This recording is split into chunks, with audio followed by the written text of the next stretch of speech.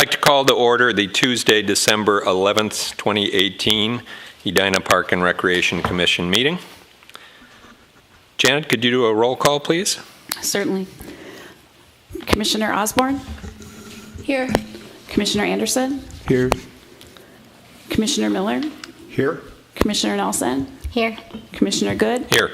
Commissioner Darlene? Here. Commissioner Willett? Here. Commissioner Itis? Here. Commissioner McCauley?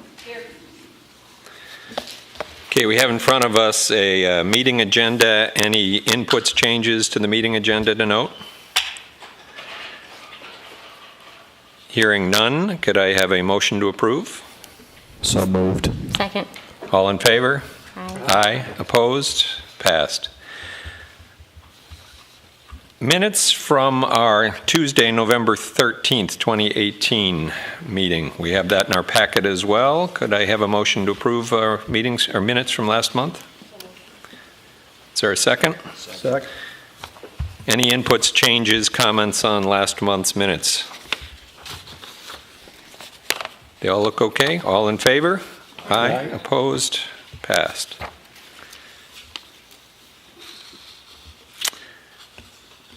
Okay, community comment. Anyone this evening that would like to make a comment before the commission? Just spectators in the back row today. Thank you. Thanks for being here. Reports and recommendations. First up for this month's meeting is a Centennial Lakes Park update. Tom Shirley, going to give that to us this evening. Welcome. Thanks for being here.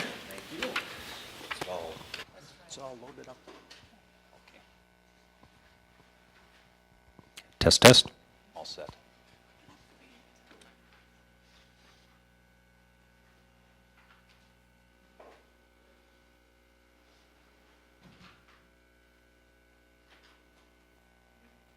Just like that.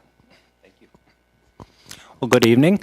I'm Tom Shirley, General Manager of Centennial Lakes Park, and I'm happy to be here tonight to give you an overview of our 2018 season. Centennial Lakes, like a lot of the city facilities, can be greatly influenced by the weather, and this year was certainly no different. The activity we do that is mostly influenced by the weather is our ice skating rink, and this last year was definitely a challenge. We opened the season with some rain and frigid temperatures. We closed the rink for, I think, 14 days at one point because of the ice collapse, heavy snows. But through it all, we averaged, we were able to open for 55 days, which is exactly what our average opening is for our 28 seasons now. That translated to about 11,000 skate rentals, and it was the 5th highest grossing season that we've had. Now, our 2019 season will open this Saturday now, and right now it's looking like great weather through the end of the year, so we're hoping to add to that. We've got about 7 inches of ice right now. We've actually shaved it with our smaller equipment and flooded, so we've got some great ice, and we're expecting it to be pretty busy here for the last half of the month now. Our putting course had a good year. We did about 22,500 rounds this year. That continues to be our main source of self-generated revenue. Right now, association fees is number one, but this is a close second.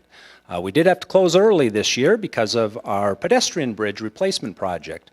Otherwise, we would have added to that. But it's been a good year for that, and a lot of people. Paddle boats. We've got 12 boats at the rink that we rent. The park that we rent. Did 5,875 rentals, which is just under $60,000 in revenues. This coming year, for the first time, we're actually going to be able to boat on the South Pond. In the past, we've always had the floating bridge by the amphitheater that prevented that. With the new pedestrian bridges, people will be able to go all the way down. So looking forward to that. You probably noticed on our fees and charges, we have in the past went half-hour rentals. We're bumping that up now to 45-minute rentals to take advantage of the little larger area for people. So that should be kind of fun for everyone. Croquet and lawn bowling, that's always been an odd one for us. It doesn't draw a lot of people to the park. Lawn bowling tends to get a lot of use from corporate rentals that are renting the building as just a kind of a side event that they do. Croquet has a small following with a Tuesday and a Saturday league. But that's something we're actually looking at this winter and into next year to see what we might be able to add for that area. Brings in about $10,000 in revenues only, and it's basically a break-even event for us. Our summer entertainment schedule was very busy. We had 92 events on our calendar. I had, I believe, 8 rainouts and 6 events that moved over to Edinburgh Park because of the weather. The most heavily attended event was the John Philip Sousa Band Torchlight concert that we had in August. That was very popular. Had about 32,000 people that were in attendance at all of the different events. Movies in the Park continues to be the #1 event we do on Thursday night that draws a lot of families in. That's averaging over 600 people right now, so that's been a lot of fun for us. Farmers Market had its 8th season this year. We're sitting at about 27 vendors. About 20,000 people attend that. Market's been very popular. Kind of makes for a fun Thursday afternoon for us. We're getting a lot of good feedback from the vendors as well. They seem to do pretty well. We're down from about 36 vendors at one point that we had. I think that's due to the prevalence of so many farmers markets out there, as well as grocery stores such as Fresh Time, Whole Foods, all of those too. So they've definitely cut into that a little. Fall into the Arts Festival takes place the weekend after Labor Day. We had perfect weather for that this year. About 25,000 people attended. The Crime Prevention Fund was very happy with that. They are anticipating bringing in about $51,000 on that. We get 25% of that, as well as the Edina Arts Center as 25%. So it's a very good fundraiser for them, and it helps the park and the Arts Center as well. Pavilion events, we did a number of corporate events in the building. That stayed very busy. Weddings has dropped off a little, but we're still at about 180 events for the year inside the pavilion. Park maintenance. None of the events we can do would take place without our park maintenance staff. We have 3 full-time staff, 12 part-time seasonal, and a couple of year-round part-timers. They're responsible for 14 acres of parkland, plus our lake and the Edina Promenade. A lot of the things they do are pretty mundane, everything from just mowing the grass and trimming, picking up trash. I think we counted this year, we emptied the trash cans over 8,000 times, so a lot of trash generated by the people that visit the park. Also have 400 light fixtures they maintain. We've changed over to all LED. That should help us on our power budget, as well as having to change bulbs constantly. We're also maintaining the 200 benches, chairs, and tables we have, and 3 miles of pathway, plus 12 water features, and we did a lot of painting this past summer. Railings in the South Park, light fixtures, buildings, so everything that needed it. Our horticulturist was very busy, planted over 6,000 annuals this year. I think she also planted 75 trees in the park and the boulevards, and added a lot of color that you'll see this spring with about 3,000 flower bulbs coming up. The big project we had was our pedestrian bridge project. The day after the art fair, the old pedestrian bridges we had were decommissioned. They took those out of there. The new bridges that you see here will be fully ADA accessible. Here's the layouts on both of those. You notice that they're ramped on both sides, so you don't actually have to take stairs at all. We have some shortcut stairs on both bridges, but wheelchairs, strollers, things like that will be able to go up and over. They'll also, like I had mentioned, allow us to pass through all summer long into that South Park. That's was supposed to have been done right now. Unfortunately, they weren't counting on the coldest October, November, what I hear in the last 60 years. So this is where we stand at this point. On the right, that is our south bridge by the amphitheater. That bridge is actually open for the public right now. We were able to put down the concrete walkway on that. We're plowing that. We did have to put temporary railings up on that, and it's only got about half of the stonework on the bridge done. But it's usable, and people are using that. The north bridge by the putting course, unfortunately, they weren't able to pour the concrete on that, so that'll have to wait till springtime. They've got about 3 to 4 weeks of work before that'll be completed. But when it is, it'll sure be a great addition to the park. Really looking forward to that. Well, financial projections. Overall, it's been a great year for the park. Our budget called for a loss of $302,000. We're projecting a loss of about $170,000 this year. The majority of that is due to increased association fees. We've also cut expenses a little bit. We'll end up about 10% under budget on expenses. Liquor store is going to give us a transfer of $150,000. So basically all the activities we do in the park will cost us about $20,000 when all is said and done. So very happy with the year, and still more to come this Saturday. So any questions, please? Yeah, I have one. Go ahead, Eileen. My understanding is there was a trust fund or something set up for Centennial Lakes that was helping with expenses, and that it might be depleted, or we're coming to where it's no longer going to be in existence. How are we addressing that going forward? First of all, is that correct, and how are we addressing that going forward? It is correct. There was a developers fund set up when they first built the park. It was down to about $350,000 in beginning of 2017, I believe. So I believe it's still going into 2020 at this point, at which point that'll be depleted.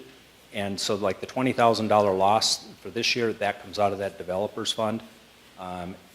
Any losses after that would be up to the city to figure out how to finance that. Yeah, they're still working on that. That's it's something Ann and I have tried to address for about 20 years, but they're still working on that, and it's coming time where it's going to happen.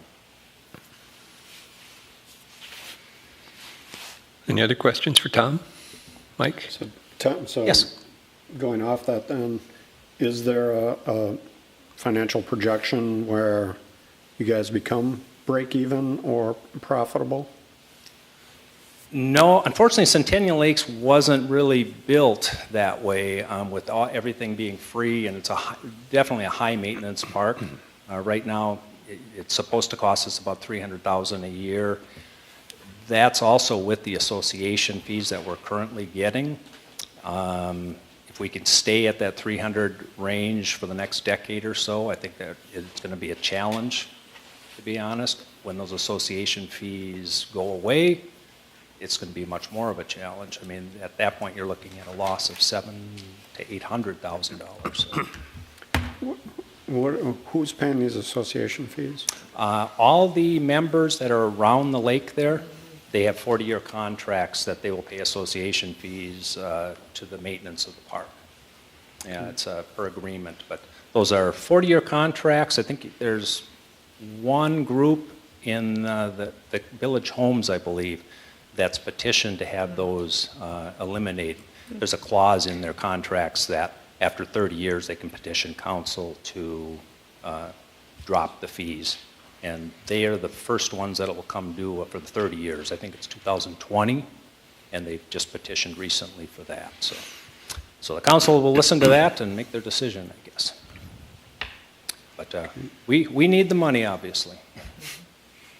All right, thanks. Any other questions for Tom?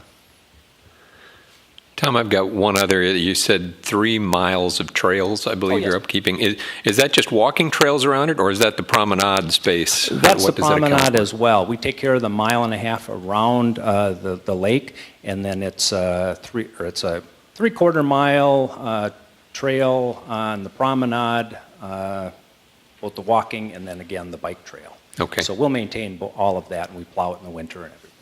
Okay, good. All right. Thank Thank you, Tom. Appreciate it. Thank you. Good recap. All right, we'll go from one Tom to the next Tom. Next up, park maintenance update. Tom Swenson.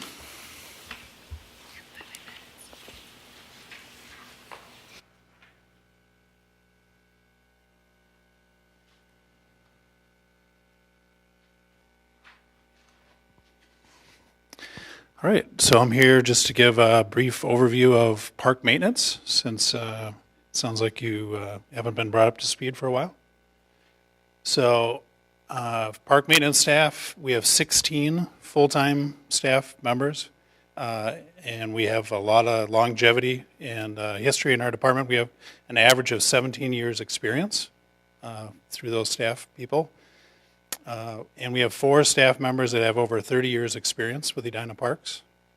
In the summer, we bump up another 35 summer seasonal employees, and our work varies. We do, obviously, we work on parks.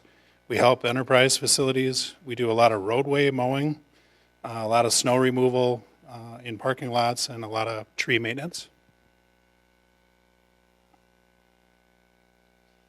One interesting job that falls under parks is a city forester.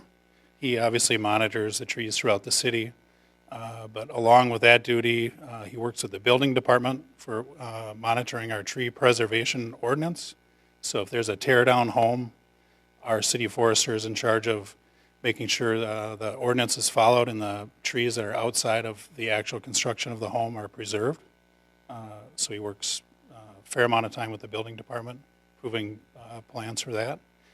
He also does, he's also in charge of the weed and tree inspections throughout the city. So we get complaints for people's yards if they have weeds that are 10 inches tall or there's hazardous trees.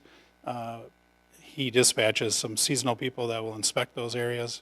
If it ends up being a problem and the homeowner's not willing to make the correction, then park maintenance staff will make the correction and the property owners will be assessed to do the repair work. And another interesting part of his job is we now have the ICWC crew. So it's a work release program through the prison system. Edina has them on site 4 days a week through the whole year.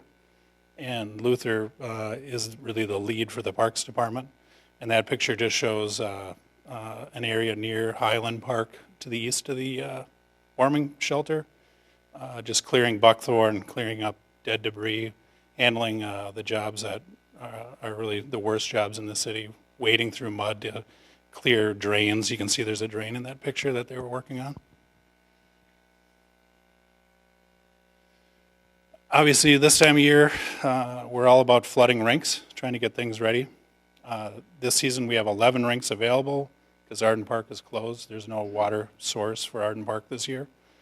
The picture on the right shows Tim, one of our staff members. He's flooding over at Lewis Park, building up the layers, trying to get us open as quick as possible. And to achieve this, they start at 4 a.m., coldest temperatures of the day, and try to finish by noon. And then our projected opening is December 17th for the warming houses. And once they open, then we switch to a 7-day schedule to try to keep the rinks in as good a shape as possible. I believe we're the only city that's running a 7-day schedule during hockey season.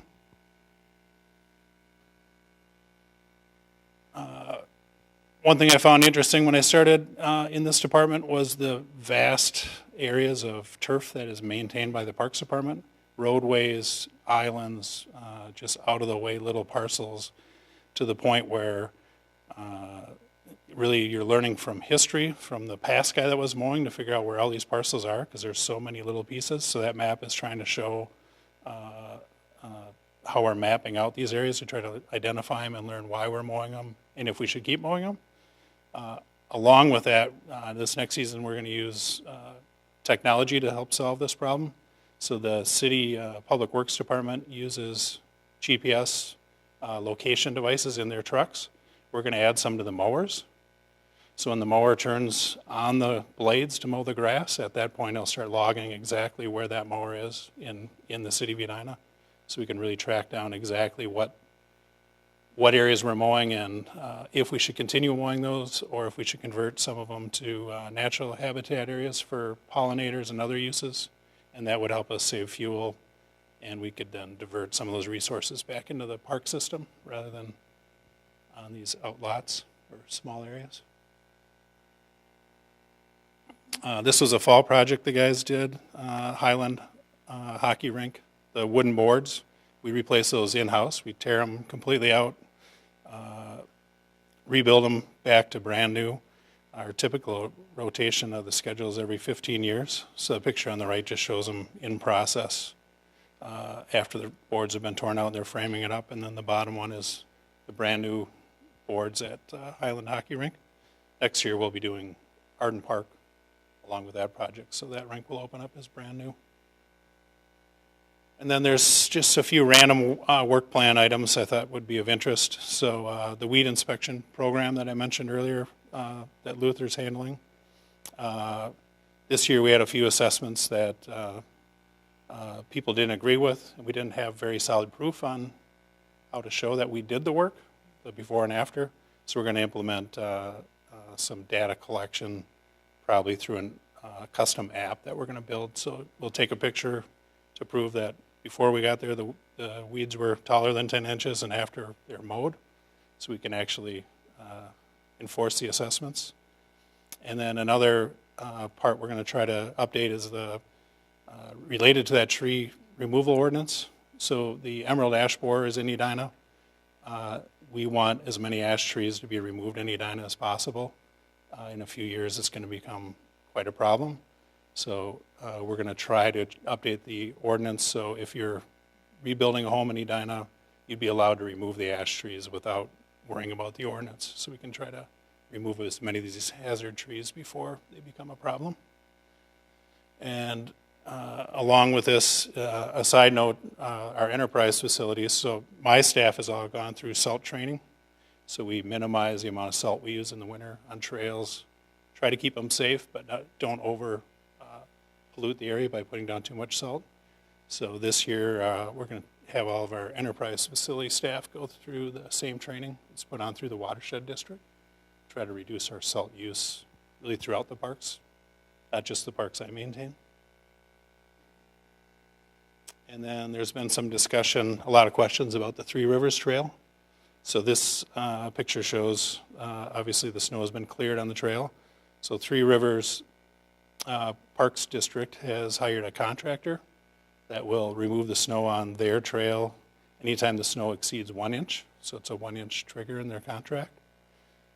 But our staff is still going to maintain everything we have maintained prior to this trail being built.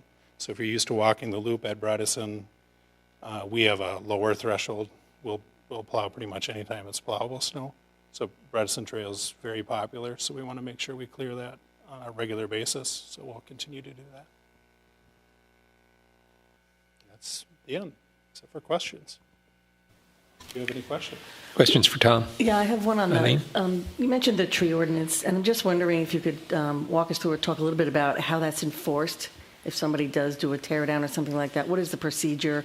How do we know what's going on out there? Because several times I see things out on social media that, the city doesn't know what's going on, or et cetera, et cetera. So I'm just wondering if you could walk us through that. So part of the building permit process, if you're going to do a tear down, is a tree, some sort of a tree inventory. Anything over 8 inches in diameter or bigger has to be documented. And then the city forester will go out and visit the site. They'll first approve the plan on paper, but before they really start getting into the construction, they'll make sure that the trees are protected with barriers around the trees that are supposed to be protected. And then another site visit along the way to make sure they're still protecting the trees and haven't removed any. And the building department also, along with their inspection, so if they're there and they see they're there to do a plumbing inspection and they notice something isn't right with the tree protection, then they'll get a hold of Luther and he'll follow up. And then the building department is really the teeth behind that ordinance. Luther's just documenting and following back up with the building department. And to your knowledge, do we have a huge problem with violations of this ordinance? I think, no, not a lot of violations. I think it's mostly occasionally the guys on site will get a little lazy and not maintain the protection around the tree. That's usually when Luther has to intervene and explain that there can be a stop order on the work on the property. So the person managing the whole job would obviously be pretty excited if they weren't allowed to actually work on the home until they fix everything. So usually that gets everyone back in line. But to my recollection, there hasn't been any people purposely getting rid of trees once they realize what the ordinance is. Okay, thanks, Tom. I just had a couple questions around the mowing. More just kind of like the game plan of what it is that you hope to.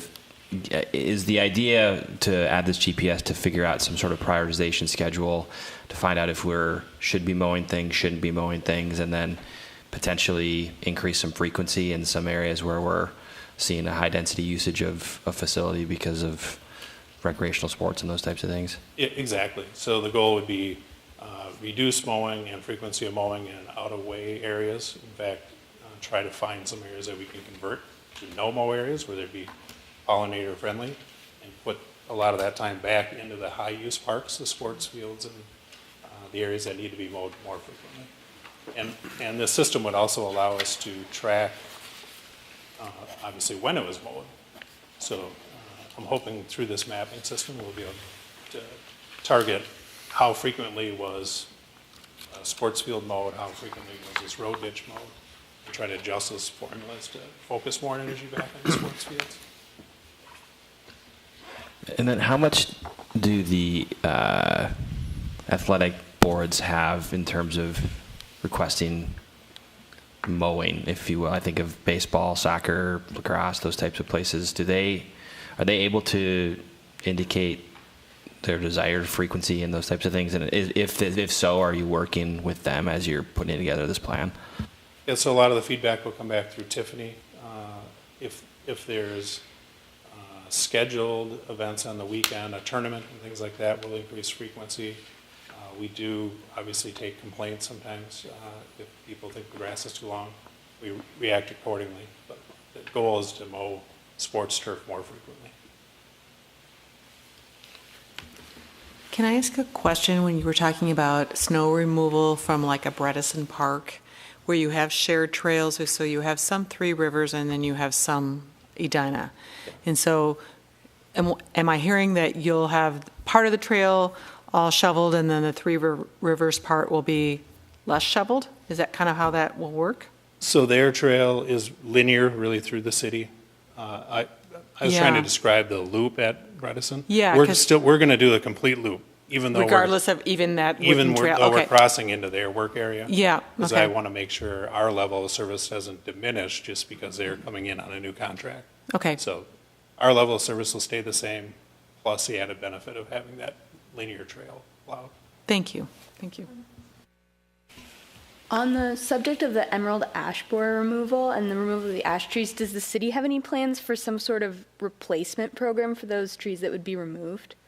So on private property, no, but on the parks property, anytime we're removing trees, regardless of disease or just age, we're always trying to constantly be planting diversity back into the park. So the goal is not to lose tree canopy and to create a diverse canopy so we don't have the same problem again with the next bug or the next disease that comes down the road.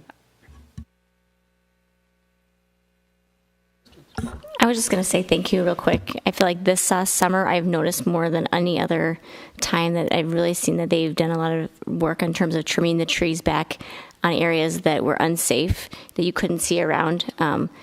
For example, I live up by Brookside, and a lot of those areas where people are almost getting hit a lot. So I really just want to thank you for, I don't know how that work has finally happened, but it was really great that we are having it more safe because the trees weren't growing on top of the roads. So thank you. Yeah, and some of that is the benefit of having that ICWC crew. That's some of the work they perform. So Great, thank you. thank you. Other questions? Couple, Tom, just to build off of Val's point. So just to clarify, the bike trail now being maintained in the winter, but Three Rivers owns that and contracts that out. Correct. So that's not city employees doing it. We're still relying on them and their contractor to say, okay, we've hit the 1 inch level, we're out there getting that work done. Correct. Okay. What will Luther's responsibility or involvement be with the tree removal at Arden Park once that project gets started? So he'll be responsible for marking the trees that we're preserving, Okay. which is substantial. Obviously, there was some back and forth on the mapping, so that's going to be his main focus. And then on the tree planting, when that comes back in, we're pulling some of the smaller trees off the plan and putting much larger ones in. And he works hand in hand with this contractor that is hauling the biggest trees really in the whole state and planting them right now. In fact, he has another project he's doing at Braemar Golf Course on the left side, a new fairway number 9. Any areas where you really want to try to get some substantial trees, Luther has this new contractor that is able to deliver and tree spade in these quite large trees. So, Was there feedback for large trees at Braemar already? The golf course? yeah. So the separation between the 9th hole and the driving range, there were a lot of ash trees in that area. So we'd like to have some more canopy in that area. Good. All right. Thank you, Tom. Appreciate it. Thank you. Yep. Okay, next up, Arden Park shelter update. Susan.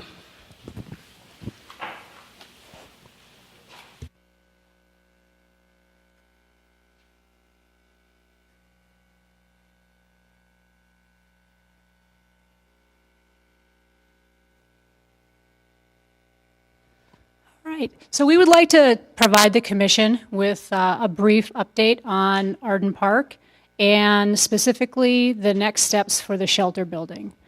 At the November 20th City Council meeting, the council authorized the Minnehaha Watershed District to award bid for the natural resources improvement. That contract was awarded to Rachel Contracting. We included in your packet the staff report from that council meeting that has more specifics regarding that bid packet 1. So tonight, we'd like to show you the final design of the shelter building. So this is a rendering of the exterior of the building. This is the gable roof design that was recommended by the resident committee and then approved by City Council. This was the 4C, if you remember, between the different options. This next slide, I just wanted to show you a side-by-side. So the top picture is the design that was presented at the 90%. So this is the design that Council approved. And the image, the lower image, is the final design. We just wanted to show that there are really no significant changes to the design. The only change is they had to move an interior wall just for structural support. And you can kind of see the top of that dormer to the right-hand side. That is really the only change from that approved design to what our final design proposal is. The materials for the roof will be asphalt shingles. The siding will be a hardy board, the same material that we used at Pamela Park. And then there'll be a stone veneer. And we'll try to match the stone with the same stone that was used on the 54th Street Bridge. So it'll tie it together. So this is the floor plan. The floor plan really hasn't changed much from the 60% to the 90% to what the final design is. The interior floor plan and the interior finishings, very similar to what we have at Pamela Park. The total square footage on the inside, it's 1,500 square feet. It's 2,500 square feet if you include the overhangs on the north and south side of the building. The north side will provide views of the playground, that grassy area, and the open skate. And then views from the south, you will see the creek. Inside, there will be 4 gender-neutral restrooms, drinking fountain on the interior, and then also one on the outside. We will have automatic controlled doors, so we'll be able to set them on a timer so they can automatically open and lock. And then we'll also include the automatic door openers for our main entrance for ADA. You can see there will be some seating outside covered for the patio, and then some bench seating. So again, pretty similar, really exactly what you've been looking at throughout this process. So in this next bid package, what will be included is the park shelter, building utilities, and then the trail and rink lighting. And you'll see the costs associated with those items. The playground will not be included in this package. We'll purchase the playground. We can purchase it through a state contract or a purchasing cooperative where we're guaranteed the best pricing. And that will be done, we'll take it to council probably in late spring because we'll be looking at starting on that construction in the fall. So next steps. Next week at the December 18th meeting, we will ask the council to authorize the ad for bid. If that's approved, we'll have a tentative bid opening for the end of January of 2019. And then we'll ask the council to award the bid at the first meeting in February. And then construction will begin. For the construction, the shelter building, generally end of April, beginning of May, depending upon weather and how the overall construction of the natural resources improvements, the timeline with that project. All right, in the overall project timeline. So tomorrow is the first pre-construction meeting for that phase 1. So after that meeting, it's a joint meeting with the watershed district. We'll have a little bit better idea of the specific schedule and timeline, but this is what is currently planned. So in December, we'll be removing the trees, demolition of the shelter, pedestrian bridges, and the dam. And then the next phase will be the remeandering of the creek, the utility work, and adding the storm water management features. In April, they'll start on the trail, and then, as I mentioned, we'll get started on the construction of the shelter building. And then the landscaping, the final creek restoration, starting the playground, and finishing the shelter building will happen between May and November. Our goal is to have the project wrapped up so we can start our rink season in December. Communication. So this is going to be a critical piece for us in this project. We're going to be very proactive in communicating. Our city's communication coordinator and the watershed district have been working very closely on putting together a plan. We want to make sure that the residents, especially the residents that live near the park, are aware of the construction schedule, when we're going to get started, and really what to expect. It's going to be noisy. There's going to be a lot of trucks moving in and out of the park. It'll be messy. People will be parking, along the park, the construction employees. So we want to let the residents know beforehand what to expect, so no one's really caught off guard. We'll be, for the first phase for the natural resources plan, the watershed district will be taking the lead. So any issues, questions, concerns, we will be directing those inquiries directly to the watershed district. City staff will work with the watershed district on responses, but they will be handling and they will be the primary contact for that. As far as communication, the city, will be making sure that our website is updated, as well as the watershed district. They have on their website, they have an Arden Park page. You can sign up for updates if you chose to do that. So residents, if they wanted information on what exactly is happening, could sign up for those updates. We'll have some coming soon signage that I think Tom and his team will be putting up at the park this week.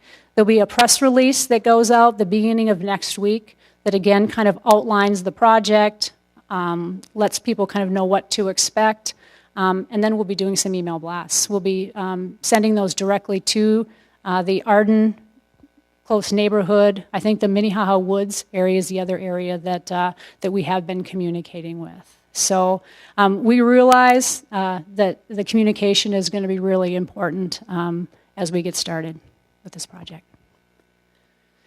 So, the project started in August of 2016, which is hard to believe that we've been talking about this for a little over 2 years. So I think the thought that we're going to be breaking ground in the next week or two, I think is pretty exciting. So with that, I'd be happy to answer any questions, and I know Tom is here too to answer some. He's been involved in the project from the beginning. Questions for Susan? Matt? Just because I'm more curious, that budget number, that's coming out of a larger project budget, right? It's just showing, you're just breaking that out to show us that this is what the cost is for the shelter building, correct? Correct. Okay, and then just a recommendation, I guess, not to try to be that guy, but knowing that we had a couple of city council people that ran for city council this year, and one of the big things on their platform was communication, I think if it's possible, we should work with the communications department to try and find a separate URL for the website so it's not buried somewhere within the City of Edina website. If that's possible, see if we can work with the watershed district to find, I don't know if it's Arden Park, renovations, whatever. I'm not that much of an expert, but I just think it would be helpful to find something that's separate and stands alone, so that you can really point people to that as opposed to pointing them to the city website, which can get a little bit cumbersome in some instances. So if that's possible, I would work with the communication department to do that. I just want to ask you a question on the communication. I heard you say that we're going to start on the 15th, and I also heard you say we're going to put the coming soon signs up on the 15th, or at the end of this week. So I just want to make sure that we are not saying coming soon the day that we're actually starting. Yeah, no, we will. If I said we're starting the 15th, I didn't mean to. Okay. We have a pre-construction meeting tomorrow. And we'll be putting the coming soon signs up this week. We don't have an exact date that construction will start. It's tentatively slated for some point next week or the following. But we'll know more after that meeting tomorrow. Oh, I saw it on the next steps here. It just says next steps is begin demolition of the shelter, and the bridge and tree removal is in this deck here. Yep. So that's where I was thinking the 15th. So Yep, thank you for thanks. clarifying. Other questions? Brenda? One other question, the timing and in the bid, you're going out to bid on the shelter? Yep, the shelter, In December, related right? utilities, yeah. Yeah. And then So the construction aspect, that's already been decided, so that can start in December. yes, so the construction for more of the site work has been decided, Okay. and that is what is being starting next week or the week Right. after. Okay, thanks. Brenda? Thanks. In the shelter building, will it be, I think that all of our park buildings have Wi-Fi now, is that true? I just wanted to make sure. Yep, we will be running fiber to that building, so Okay. we will have, yep. Others? Couple, Susan. So one, and building off of Mike's point, it is an Arden Park project, but they're really kind of two parallel projects that are going on, right? So the site work, the creek meandering, will be really owned by the watershed district. The shelter building and the playground will be more owned by us. Is that generally correct? That is generally correct, yes. Okay. Will there be set project managers for each of those two different efforts? How are we planning on kind of covering that? This is where I might need a little help. I think we interfluve. So Interfluve is handling really the whole project from the watershed side. Okay. But just the building itself will be our general contractor that we Okay. hire. But the pad, everything, the whole system around it will be built up, just The whole waiting for preparation and everything will correct. be done before Yep, that. all the utilities and all that will be done. Okay. And then the last question I had, you have a kind of a November timeline. Is the intent to say everything stays closed until it's all done and opening in November? Will there be parts of it that people might get access to? How are we thinking of handling that? Yeah, if it was in it longer. So we'll have to close the whole park for safety. So if they're going to be removing trees, driving trucks, the playground is one of the things that gets demoed early. There really will be no opportunities, in my mind, for any activities in the park. And on the end part of it, keep the whole thing closed until it's all done and ready to go, or will we kind of make that call as we see the safe I guess we'll see how the situation? timing comes out, Okay. maybe some portion, but I'm envisioning more of a grand opening where the whole thing's ready, so we don't have a fence blocking half the park off. So. Okay, good. Thank you. Any other questions? Playground, right? Because it sounds like the playground might come in before the grand opening, which could be like putting candy in front of or behind glass. So, Good are you going point. to try to time that? We will, yeah. Okay. We'll You mean just you're keep gonna be it out there roped off so jumping on it? no one can play on it until Yeah. we do the grand opening. Any others? Good. Thank you, Susan. Thank you, Tom. And Tom, while I'm thinking of it too, I was remiss in not bringing up before when we were talking about Bredesen. It was added to our packet so that each of you also notice it. We got a very nice compliment about Bredesen Park and the maintenance and snow removal at Bredesen Park. So good work. I think as we noted it up here as well. Please pass that along, and we appreciate it. Yep.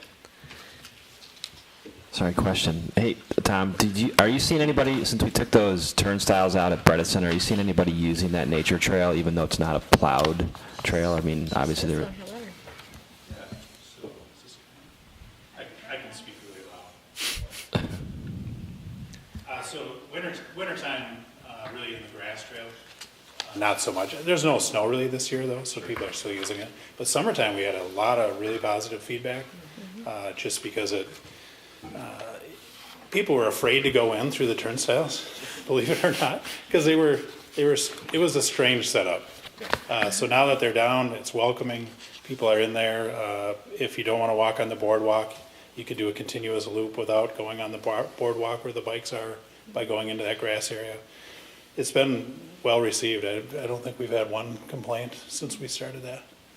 I've maybe had one or two, and the complaint that I've had is people going in there and running their dogs off leash and then not picking up after them.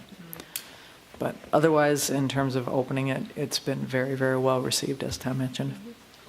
Good. Thank you. Yep. Okay, next agenda item for us is our 2019 work plan. So we have had a couple discussions about that so far. It was put in front of the City Council and approved by the City Council at one of its December meetings. And so now we have our approved work plan in front of us here tonight. 8 initiatives, 2 of them are carryovers from items from 2018, 6 are new.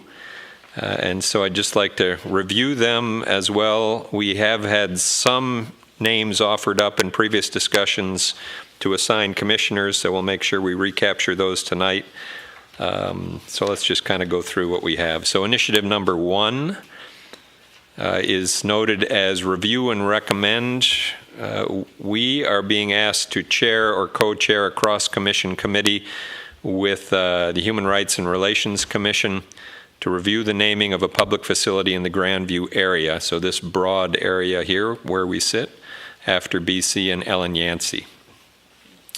And I think before, in meetings prior to this, if my notes were correct, both Pat and Matt had said they were interested in working on that. Correct? Yes. Others that might have an interest in also joining that, as I said, it will be in combination with the Human Rights and Relations Commission. Bryn? Val? Okay, good. So Bryn and Val as well. That gives us a good Bryn and Val with Matt and Pat. Second initiative is a review and comment. Serve on a cross-commission committee again, this time with Human Rights and Relations Commission again, but they are the lead on this one. in partnership with communities of color to identify barriers for participation in programming. And I believe the last time both Bryn and Julie had noted that they'd be interested in being involved in that. Others that might like to join that group? Brenda? Okay. All right, so to start on that one. Initiative number 3, review and recommend. Let's see, in this case, we're the lead, so chair, co-chair, cross-commission committee to develop a draft plan on the Edina Grand Rounds, including wayfinding. And we had a good group the last time. I have Julie, Mike, Aiden, and Corin have offered to be involved in that one. That's still all right for each of you? Nope. Okay. Anyone else? All right, so that gives us a start on initiative number 3. Number 4, study and report. This is a continued one from this year. This is complete a study and report for fields, courts, rinks, capacity, and utilization from data provided by staff, and that's a combination of both city and school. Eileen, I believe we dropped you off of this one. So we had myself, Matt, and Val at the moment continuing to work on that one. I'm also Aiden? interested in that one. Okay. So I'll add Aiden as well. Okay. Initiative number 5 is also continued from this year. Investigate possible alternative funding options to support future growth and development of Edina's parks, programs, and green spaces. This was one that we just got to jump back onto late in the year. So not much progress probably made on that yet, but we'll pick it up again in 2019. And we have previously had Mike, Rick, Pat, and Eileen on that one. I can help on that one too. Corin's also add Corin onto that one as well. The rest of you okay with that still? All right. Next up, new initiative. Review and comments on the race and equity policy statement developed by city staff. So this is one that the policy statement, at least as it was stated the last time, had not yet been developed yet, but when it's developed, then it will come to us for review and comment. We don't have anybody's name on that one yet, so anyone interested in? Okay, Brenda. That'd be a all commission initiative, though, for all of us to comment on. Would it be an all commission? I mean, it could be. So let's see what that one is. So Brenda, if you wouldn't mind taking the lead. I think Julie was also interested in that one. So maybe if the two of you just take a lead, and when we see it, we'll rely on the two of you to assess if it should just come in front of all of us, and we'll put it as an agenda item. Okay. And then the last initiative, also a new initiative. We're being asked to review and comment, serve on a cross-commission committee with Community Health Commission, Human Rights and Relations, and the Transportation Commission to complete requirements for Edina to receive the AARP city designation.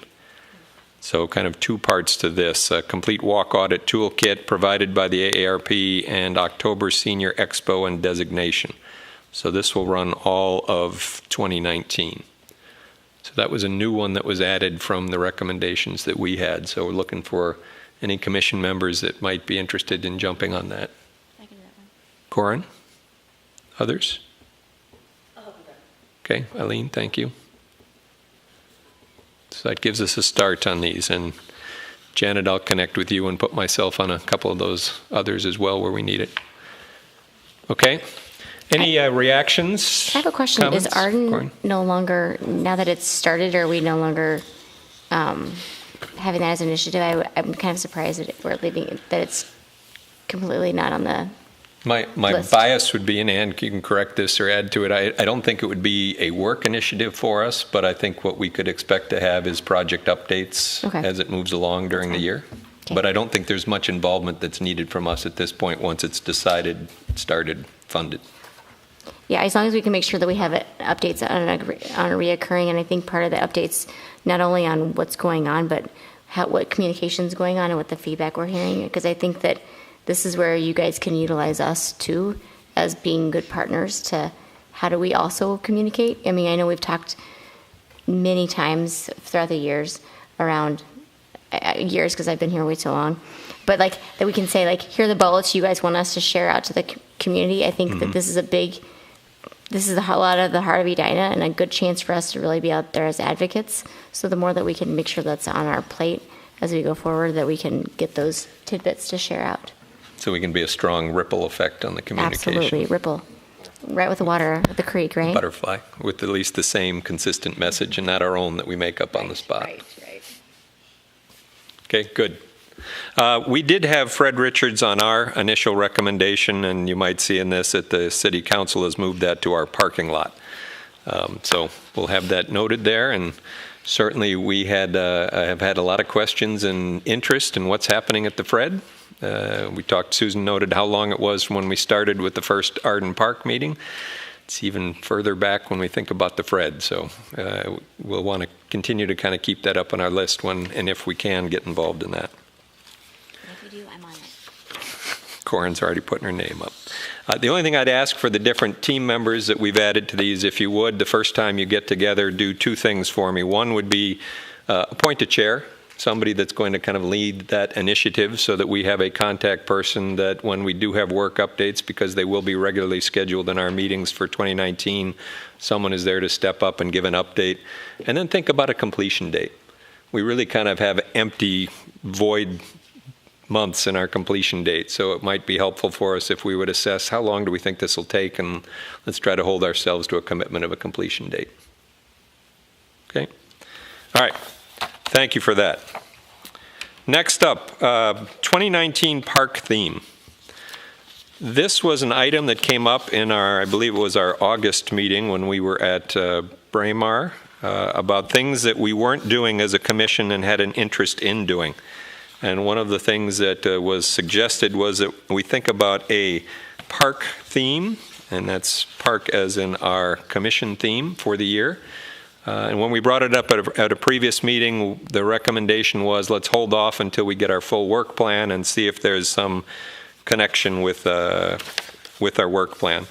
So I wanted to bring this back up tonight since we're in the last month of 2018 with two thoughts to get some commission inputs on. One is as we think back to our August discussions, and maybe someone here tonight was really promoting that, was to have a bit of dialogue around the purpose of a theme. And from someone that may have been involved in that smaller group discussion, or even members as we think about it tonight, what do we think a purpose and intent of a theme would be? And then we had 3 or 4 suggestions from our last meeting that we could then offer up to see if we could settle on something if we think it's a valid purpose for us in helping to focus 2019 work. Thoughts?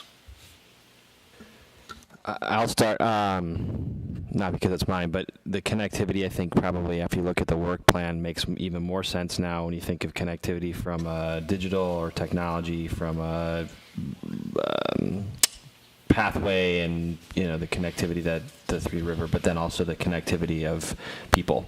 And you look at the plan with stuff on there for our older residents as well as some of our minority residents. So that connectivity of one community all together probably fits a little bit into that too. So it becomes, I think Greg even said, it's probably even a more broad look at the different definitions of connection. So.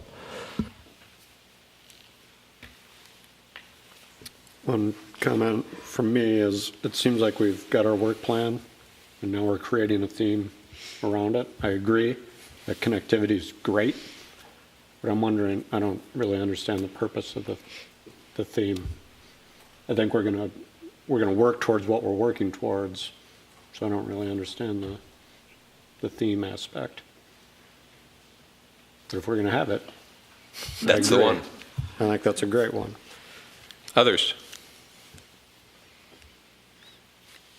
And I think that's a fair point, Mike. I think that's why I brought that up first. To say, we brought it up, was there a brainstorming in August, and now that we're here, let's have a little bit more dialogue around what would it mean to us to have a 2019 theme, and would it add or detract or just kind of be flat?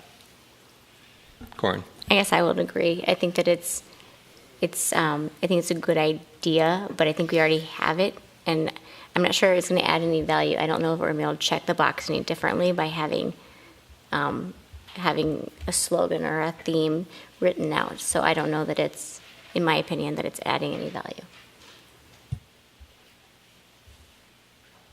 Eileen? I'll join that club. I found it a little confusing. Because we have so many different types of projects, it's kind of hard to come up with that. I'm not sure what it would mean to the general public either. That's my thought. Anyone want to offer a counter? Okay, I'll counter the fact that I remember When you're just... I'm sorry. countering what I remember the conversation. I'll remember the conversation to say the reason we talked about it was when we were searching for what should our work items be, it would be helpful if we had a theme that we could maybe brainstorm from. That's why I think we had it, but I think we've already packaged it up. I don't know that it's necessary at this point. If we are searching for, what are we going to work on this year, I think that it would be necessary. So it's not so much a counter, but that's really the context I remember it being stated in. So I still am affirmative that I think that it's not necessary. Okay. Any opportunities, last comments on it?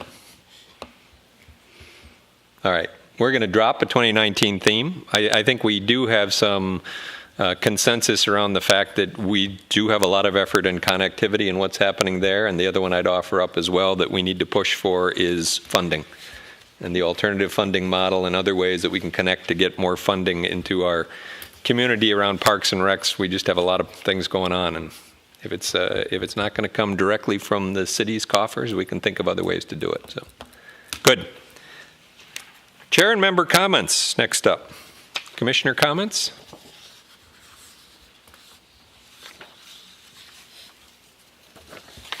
Anybody have anything additional to add? Hearing none at the moment, I have a few that I will add. In November, in our community comments, Carolyn Jackson, as the chair of the Energy and Environment Commission, really pushed us to giving more attention to greenhouse gas and sustainability at the front end of project work. That clearly gathered some interest and some energy in our discussion. And when Ann and I spoke about that afterwards, we decided it would be a good thing to be intentional about adding that as a future meeting agenda item. So we will look for a spot to kind of add that to one of our agendas, bring some more content into it, and have something that we can have a little broader discussion around rather than the 3-minute community comments that we were able to give it in November. Second, comprehensive plan update. I did want to give you a brief update on that as we're coming again to the end of 2018 and have to admit from my own perspective it's a somewhat disappointing update.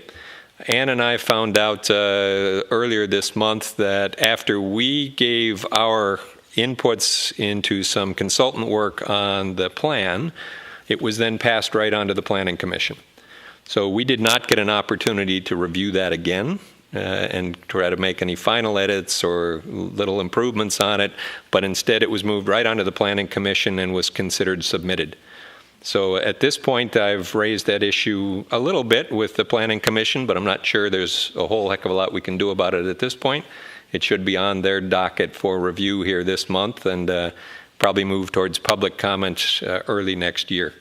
But I did want to give the rest of the commission an update on what had happened to that since we last gave it inputs, and I think was about August. So just so you're all updated on where that stands. And then the last thing I had, and Ann might have this on hers as well, we noted it a little bit earlier, our January meeting will be at Edinburgh Park on January 8th, so we will be out of these confines here and attempting to continue to move towards exploring some of our enterprise facilities, get a bit of a tour of Edinburgh and hear what's happening there.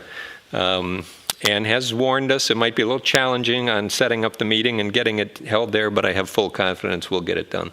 So just mark that mentally and you'll get an update later on, but we will not be coming back here in January. We'll be in Edinburgh Park. Ann. Thank you, Greg. I don't have any other updates. We are looking forward to hosting the meeting at Edinburgh. next month. It's something that we've wanted to do at the park for a while. We haven't because we don't have a good meeting space there. So we are going to be giving a tour of the park, and we will be holding our meeting on the floor of the amphitheater. So we'll do our best to make it so that everyone can hear. Bring a megaphone. Yeah. Can we ride the scooters? Sure, you're welcome to give anything a try that you want. See if I can run my fingers over a few times. So we're looking forward to that. But other than that, my team has already given updates on most everything that we have going on, so I have nothing additional. Thank you. All right, any last opportunities? If not, I'll entertain a motion to adjourn. So moved. Second? Second. We're adjourned. Thank you. You both were right.